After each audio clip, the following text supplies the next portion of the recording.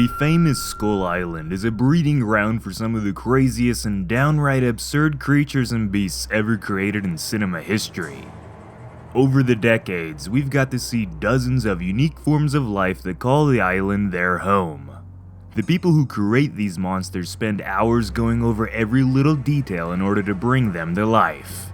But sometimes, not all these ideas for monsters make it to the final movie. Kong, Skull Island.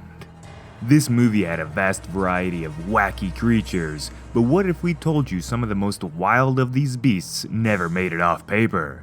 In this video, we are going to go over these creatures and show you the monsters you didn't see in Kong Skull Island.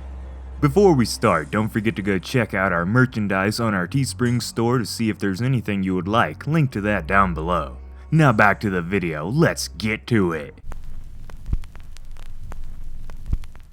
Towards the end of the movie, when the remaining crew were using the makeshift boat to get off the island, there was a monster in thought that would have made this river journey all the more terrifying. Long have there been horror stories of beasts that lie beneath the surface of the water. It's embedded in most human minds to have caution when it comes to what you can't see in the murky waters on the planet. And this monster would have struck directly at those primal fears. Looking like a monstrous crustacean, this beast nearly caused a lot of trouble for the survivors. If you look at the legs, they come out of the water appearing like old water vegetation or trees that have been consumed by floods. The perfect camouflage for an alpha predator. We don't know how this scene would have played out, but if this lone image of the beast shows anything, it's that the legs would have been used to trap, hold, and consume its prey from below. Much like a kraken, the mythical ocean monster. From the rivers and swamps of Skull Island, to the forests and trees, this next creature is as strange as it gets. An animal I have come to call the manta boa tree snake. This bizarre beast had the body of a snake, but a head that resembled that of a manta ray. It would use its long snake-like body to wrap around trees, while its head would flatten out on the surface below, hiding under leaves and other jungle vegetation. We don't know if this creature would have been a predator or not, but it's likely that any unfortunate being who stepped on its flat, wide head would end up regretting it.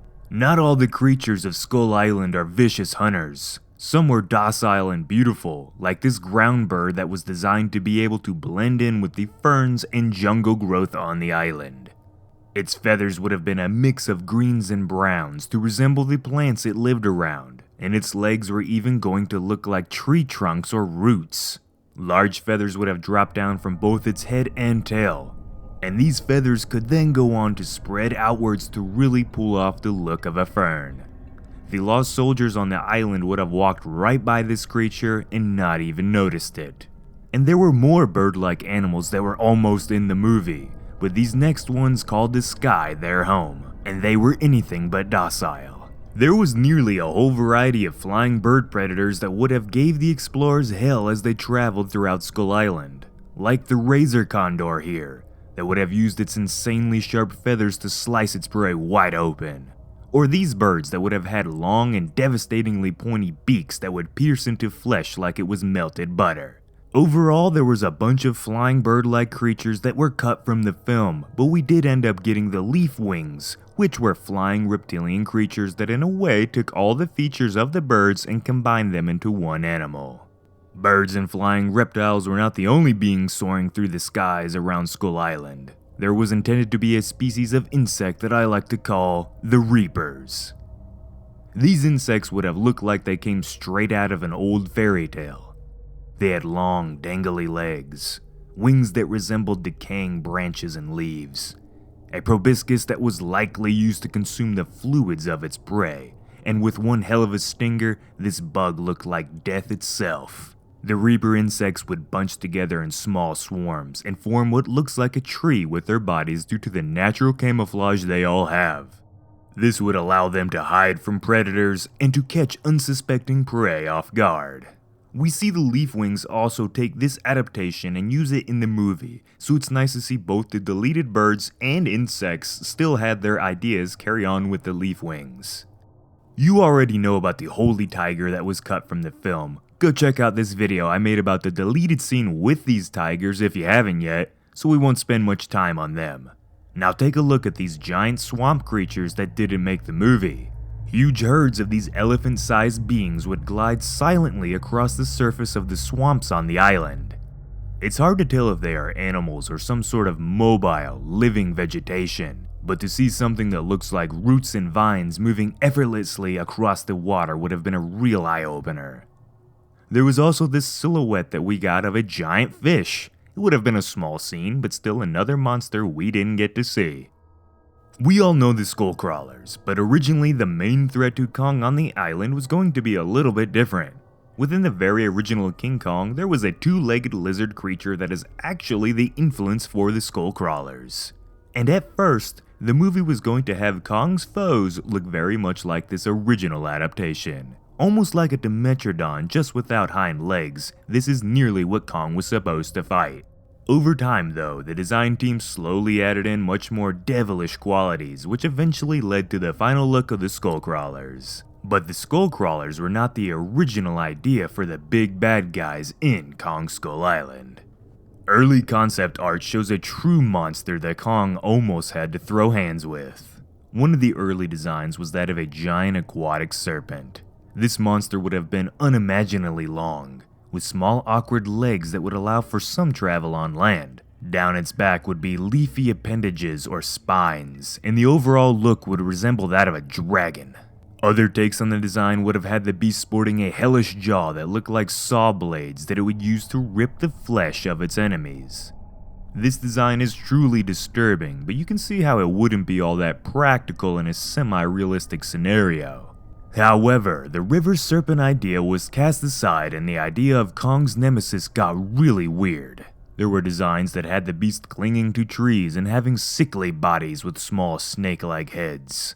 Some that had the creature sporting a poison stinger on the end of its tail, and another that would have resembled a Komodo dragon but had the ability to glide through the air due to the stretchy skin under its limbs.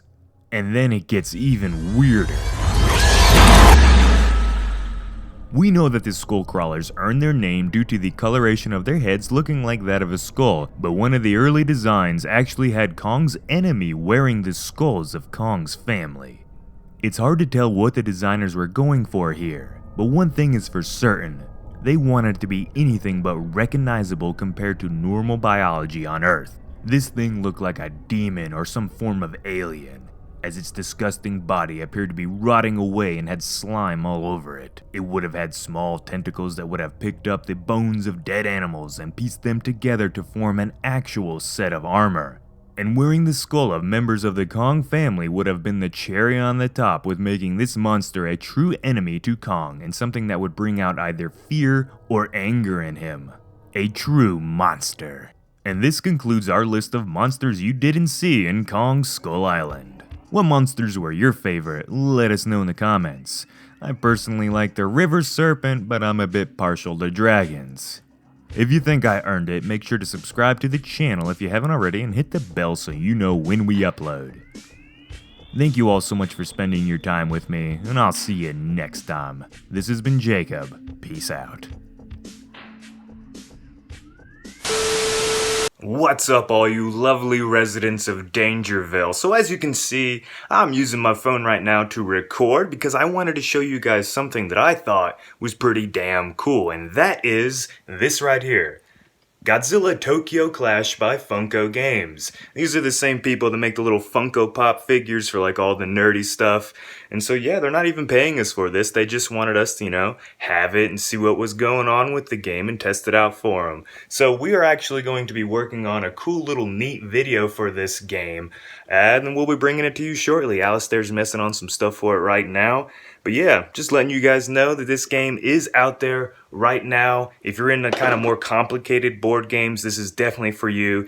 It's not no checkers, if you know what I'm saying. It's going to take some thought. It's a little difficult. Me and my fiancée tried to play it, and yeah, that worked out all right, I guess. So, but anyway, look forward to this. Go check it out. Go buy yourself a copy. We'll have a video on the channel of this game here soon. All right, guys. Peace out.